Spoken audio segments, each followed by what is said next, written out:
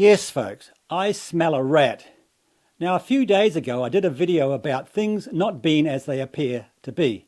And I would say Billy Te Kahika from the New Zealand Public Party is just that. He is not what he appears to be. And hat tip to Cross the Rubicon for pointing this out to me. Now, later in this video, I'll show you a Chinese video from just over 2 years ago where Billy speaks a completely different language than he is today. Now, don't get me wrong, Billy is a very intelligent, knowledgeable guy who conveys what we want to hear very well indeed. But that's not the point. Can you trust a guy who can completely change his political viewpoint in just 2 years?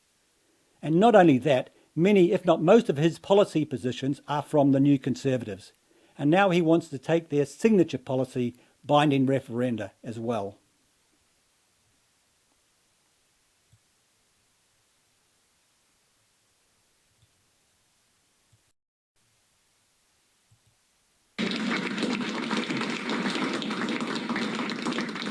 Just a couple more to go, folks. Just stay with me. I had the privilege of spending some time with the Direct Democracy Party of New Zealand, and these guys really do know their business around the issues involving democracy. So we had this long talk, and they introduced me to something called the Swiss style of government in Switzerland, right? And they explained to me this interesting thing. I had heard about it, but it wasn't something, that I'd spent any time looking at it. But their government works on a referenda system, right? Yeah, now that's exactly what the New Conservatives' referenda policy is based on. And here he is stealing it.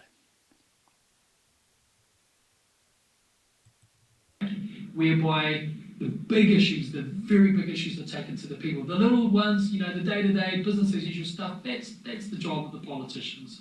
But the big stuff, like the really big stuff like 5G, COVID health response, changing the Bill of Rights, all those, important things like that, they take that to the people, right? And then the people, they decide on it. Because the problem that we have in our no constitution is that, like this 1080 man was doing before, you can put all this effort into referenda and they're not binding. Even the government's own referenda aren't binding.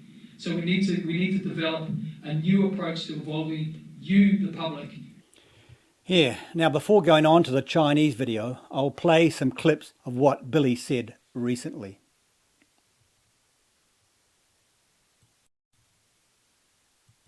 New Zealand has just endured the greatest disaster to ever hit our shores, more disastrous than any earthquake, than any tsunami or any tornado.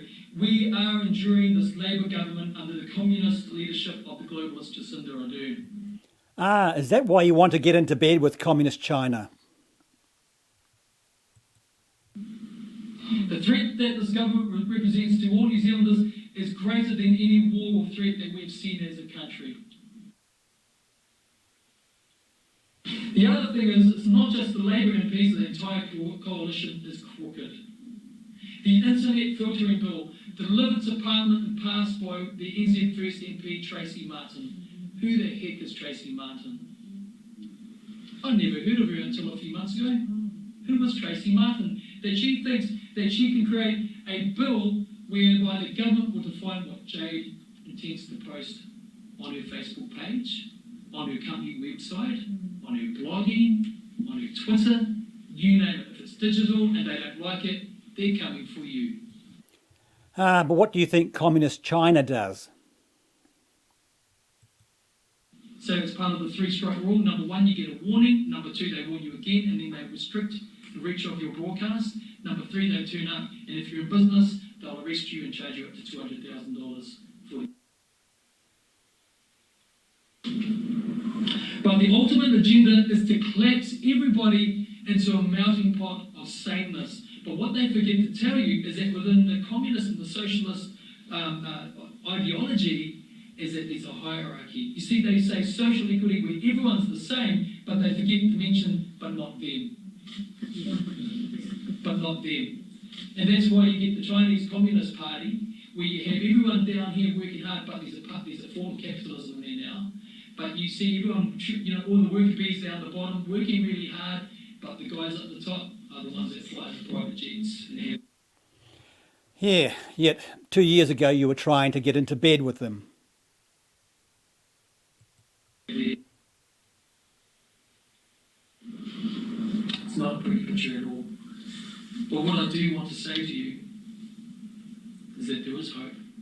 Because like I started this lecture with tonight, this presentation, is that the New Zealand Public Party is going to battle for you.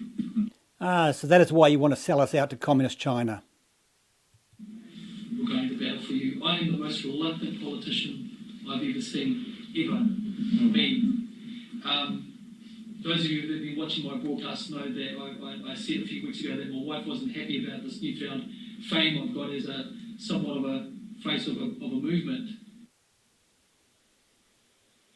that protects us as New Zealand's culture. This is not a Māori thing, it's not a Chinese thing, it's not a Pākehā thing, this is an everyone's thing. And what I've learned about the treaty document is that it's everybody's document today, because our agreement is with the Crown, it's not with the United Nations. Yeah, that is pretty much word for word what Elliot Akili has been saying for years. Anyway, now to the truth about this guy.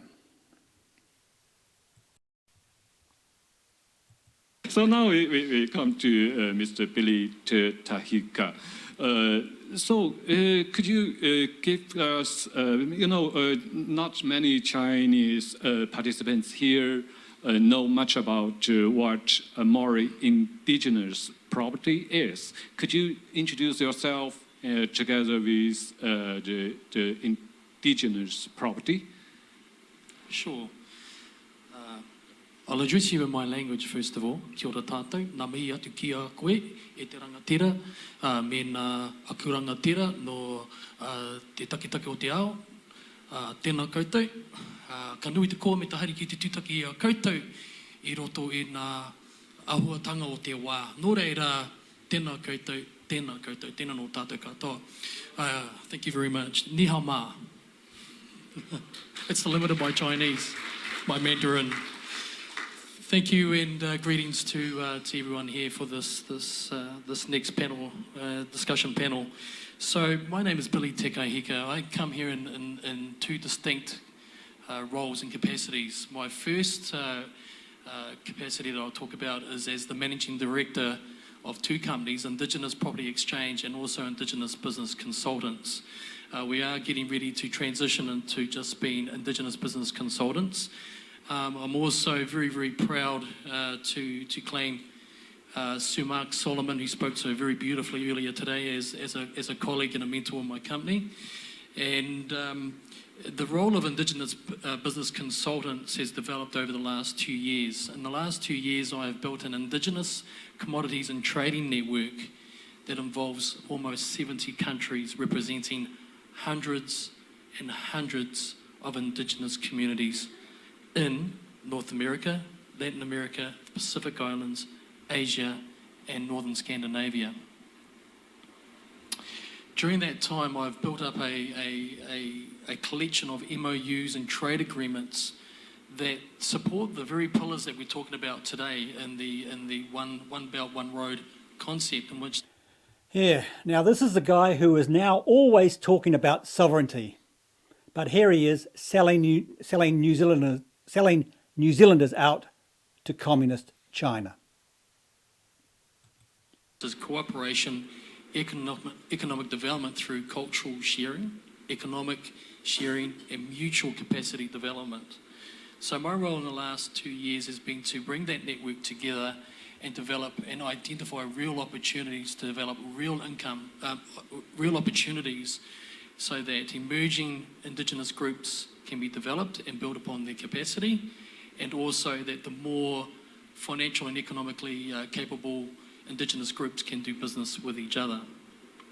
My second role that I'm here to promote this afternoon, and I'm very, very proud of this, is as King Tuhatia's, His Majesty's Ambassador of International Trade and Relationships. That role is a very, very, very, very serious role because we believe that the King is able to provide a platform to aggregate the opportunities for the Māori economy to engage in business with the world, and in particular with China. Yeah, and this is coming from the so-called anti-globalist guy that says the UN shouldn't control us. Yet here he is trying to do a deal with China, who owns the UN. In my role as the ambassador, I'm able to effect Māori economic development through cultural and trade relationships. And I would suggest, as we've heard perhaps a couple of times today, that the historic relationship that Māori have with China goes back millennia. It is scientifically proven that New Zealand Māori have a DNA link with our Chinese family. And we're very proud of that. We claim that heritage. And in fact, I was sitting down just yesterday in the outside here, and I had a very esteemed looking gentleman come up to me and start speaking Chinese, Mandarin to me. So I had a feeling that there was my DNA kicking in there. I was very proud of that. But I'm also here to promote, through my role as the ambassador for the King's Ambassador of International Trade and Relationships, to promote that Māori as a colonised people, Indigenous people here of Aotearoa, New Zealand, that we're moving forward in a process of transition from grievance and from one of settling disputes and claims as to our rights as an Indigenous people, but we're moving forward. We're moving forward to embrace the future that we believe is ahead of us, to develop ourselves to the point where we can engage in robust relationships that are going to economically develop our people.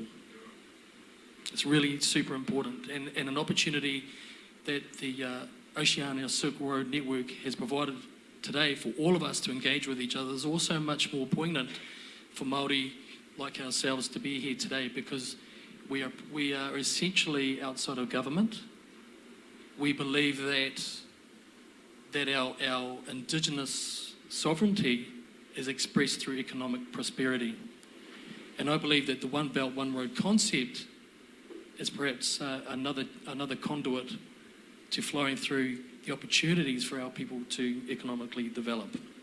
So, and just to quote the former Prime Minister of Egypt, he said something that really resonated with our King earlier, and that is through business we believe that we can share with each other and develop a harmonious relationship with all brothers and sisters in the world, in particular using our distinct and special voice that only New Zealand Māori have in our context, and taking that to the world to help add to the opportunity to develop a harmony with all people, and also to build upon that to culturally enrich ourselves through engagement, and also economically develop ourselves through that process of, we call it whanaungatanga, or I can reinterpret this, that we can develop ourselves through being a big part of the family of the world.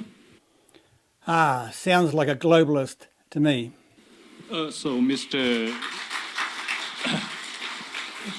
Kahika, would you please elaborate a little more about the business opportunities in Māoridom? Sure, that's a great opportunity. Thank you for that. So the Māori economy is very diverse. We as Sir Mark referred to today, and Matua Tuku Morgan spoke about, our economy is getting to that point where it's significant, just slightly less than $50 billion in terms of value. What we are interested in our economy is how we can extract value from the resources and from our land that we have. Primarily, when you talk about Māori economy and business, the first thing that springs to mind is the primary industry sector. We're looking at fisheries, we're looking at farming, we're looking at forestry, and all forms of different types of agriculture, but it goes way beyond that. Māori innovation is well known. We have a Māori company that specialises in developing online language programs to help languages thrive and be taught when they are at risk. And that company is a worldwide company now, based here in Auckland and in Dubai. It's a company called Kiwa. I'm sure Dean is aware of that. And AT played a role in helping that company develop. But it also goes into tourism. We offer a very unique tourism sector and a very rich experience, of which many of my associates that are involved in Māori tourism greatly value the input and inflow of tourism from China. It's so important. I met a lovely young lady outside who's got a tourism business, a lovely young Chinese lady. And, having great inbound operators to support our tourism sector, the Māori tourism sector, is extremely important. So we offer tourism, but also with that we offer a wide variety of investment opportunities in all sorts of types of spaces. Traditional medicine, as one of the esteemed professors said to me earlier, jeepers, Māori need to get our medicine out into the world market, because our medicine that we have in our language is called rongo. Our medicine is famous. It can heal. It's natural. It's not illegal. And at this stage, and it's something that the world can embrace, which is part of course, our conversation around honey. How many of you here like our New Zealand Manuka honey and are familiar with it in China? Correct. So the emerging honey sector in New Zealand is amazingly significant in the developing profile and footprint it's developing in the Māori economy. However, some of the challenges around that for some of our families in the indigenous Māoridom are confronted with being asset rich in terms of our land, but cash flow poor, being unable to develop their land. So part of my role as the King's Ambassador of Trade is to help assist and develop a roadmap so that we can partner with the right type of partner to provide access to capital that will develop and unlock the potential that our lands have. And what that means is, to all of you that are involved in commodities and buying products for China from New Zealand, it means that we can effect long-term robust supply sources with you. For example, if we take forestry, for example. I'll use lamb and beef. If we take lamb and beef, everybody wants New Zealand lamb and New Zealand beef, but the supply is very, very, very competitive. You have to compete and bid to buy our products. So what I advocate is that we partner with those large stakeholders in China to work with our Māori landowners. Did you hear that, folks? With the large stakeholders in China. With unused land, to develop progeny, to develop strains of beef and lamb with the Māori farmers and landowners, so that we can guarantee you an intergenerational supply. Wow, that's exactly what John Kietel have been doing for years, selling out New Zealand farms to the Chinese, and you are doing exactly the same.